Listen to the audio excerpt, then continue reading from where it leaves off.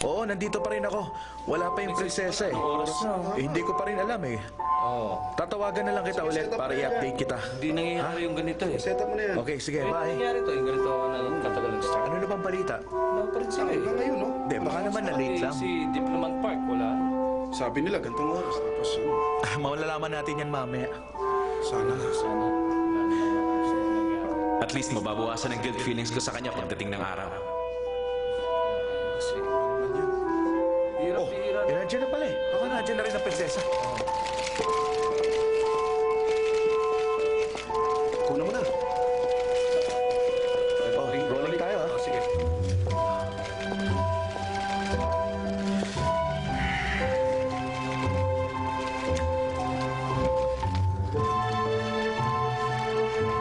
We will now begin the official press conference regarding the monarchy and the launching of the Imperial Foundation. But before anything else, I have some important news to say. Dahil sa hindi inaasahang pangyayari, hindi natin makakasama ang prinsesa ngayon. Ano raw? Bakit? Bakit nangyari yun? Ano nangyari? Nasaan ang prinsesa? Oo nga eh. Ganon. Kaya mare-reschedule sa ibang araw ang press con at launching ng Imperial Foundation. Gusto kong liwanagin ang kumakalat na balita. Tungkol kay Prince Lihan at ang posisyon ng palasyo tungkol dito. The rumors that have been spreading about the Crown Prince's past are entirely baseless and false.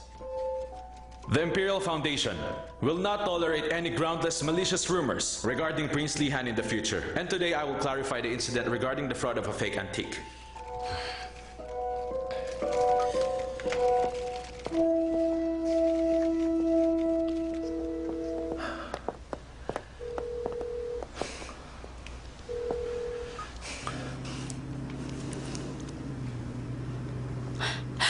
Akin ang cellphone ko. Hindi pa maaari. Nakikiusap ako. Alam kong ginagawa mo lang trabaho mo. Huli na naman para pumunta pa ako ng press conference.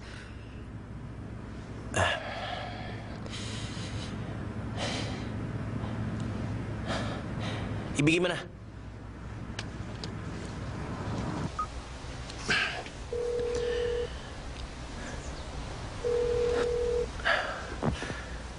Lisel, nasaan ka? Ano nangyari? Okay ka lang ba? Wala ka ba dito sa palasyo? Si Ethan Park lang ang humarap sa press. Meron ka bang alam tungkol dito? Alam kong pinaghandaan mo ito. Okay lang ako, Professor Nam. Pupunta na ako dyan. Sasabihin ko sa'yo pagdating ko. May magagawa ka ba para patagalin ang press conference? Kanina pa kasi nagsimula. Sabihin mo sa akin, pinilano ba ito ni Ethan Park? Ayon sa aming investigasyon, ang lalaking tinutukoy sa smuggling ng antik ay hindi si Prince Lihan, kundi ang ama-amahan ng prinsesa na si Lee Donggun. Si Lee Donggun? Lee Donggun? Ama-amahan pala niya. Si Lee Donggun? Hindi naging maganda ang epekto sa prinsesa na ang pagkakamali ng kanyang kinikilalang ama ang siyang sisira sa reputasyon at malinis na pangalan ng tunay niyang ama. Gustong ipaabot sa inyo ng kamahalan ng katotohanan na yan.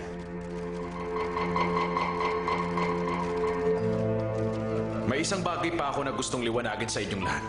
Gusto kong sabihin na tinalaga ako sa palasyong ito bilang official tutor ng prinsesa at bahagi ng Division of Ministry of Foreign Affairs and Trade. I hope there are no misconceptions regarding Dehan groups turning a blind eye on issues such as money laundering and illegal inheritance. With this, I would like to conclude the foundation stand on Prince Lihan. Thank you very much. Sir, ano po ba talaga status ng relationship nyo? What exactly is your job description as tutor for the princess? Anong tunay na relasyon ninyo? Sir, konting pahayag lang po, sir. Mr. Park! Teka. Diyan na kayo. Mr. Park, bakulin!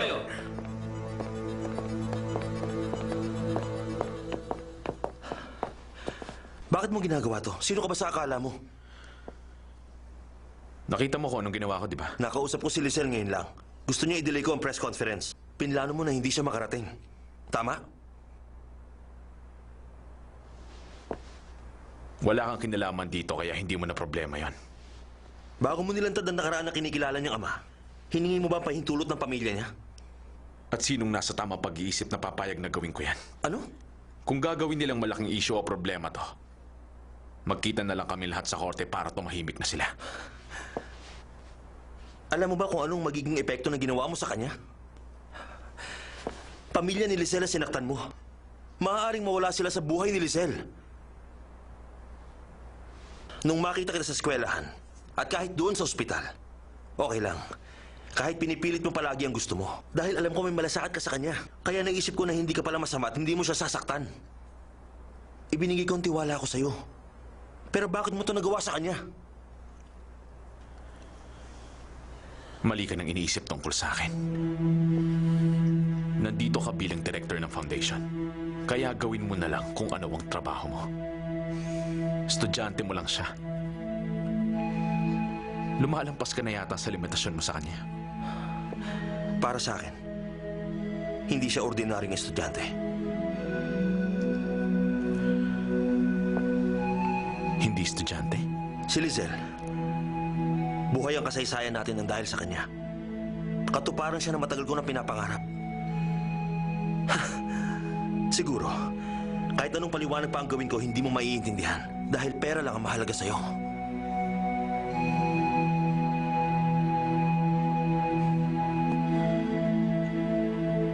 Napakabait mo naman para protektahan at ipagtanggol siya. Oo. At hindi ko siya pababayaan. Kahit ano pa ang mangyari.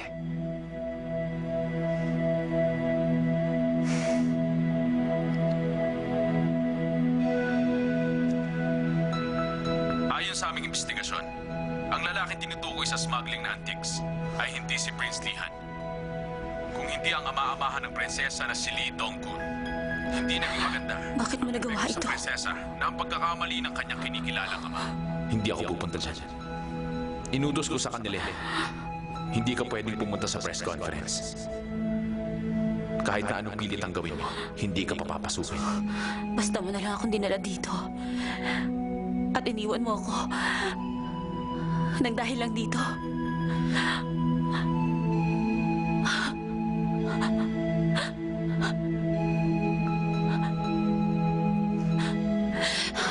Bumalik tayo. Pero, ang sabi po ni Sir Ethan, Sinabi lang bumalik tayo!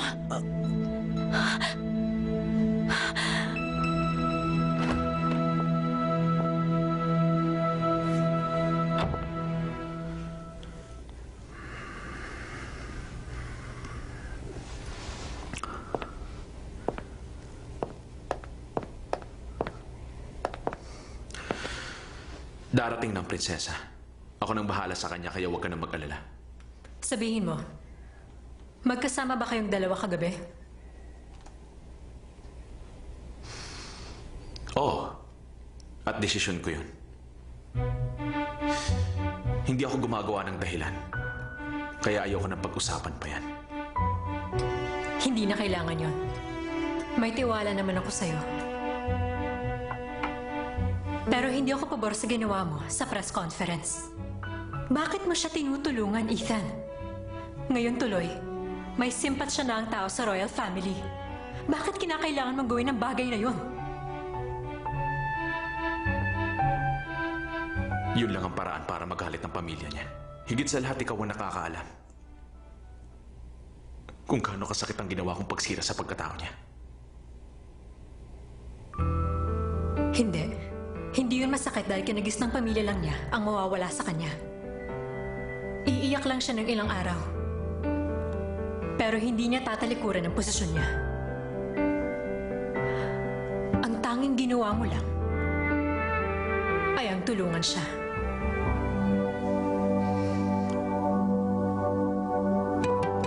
Si Lizelle, niloko niyo tayo! Nakaka-apekto. Ma! Alam ko nandyan kayo! Hindi ko naman gustong mangyari to! Napakasakit. Kaya hindi ko kakayaning makita ka ngayon. isipin mo muna kung ano ang nararapat mong gawin. Lalabas ka ba ng kotse para bumalik sa pamilya mo? O babalik ka sa palasyo? Sinira mo ang press conference mo. Wala nang kredibilidad ang palasyo. Hindi ako nagkamali. Dapat hindi ka nagsalita laban sa pamilya ko. Paano ng mama ko? Paano ng kapatid ko? Dahil sa'yo ayaw na ako kausapin ni mama. Ayaw na niya ako makita. Kung ganun, umalis ka na. Iwan mo na pagiging prinsesa mo! Iwan mo ang lahat ng ito para makabalik ka na sa pamilya mo. At sa akin.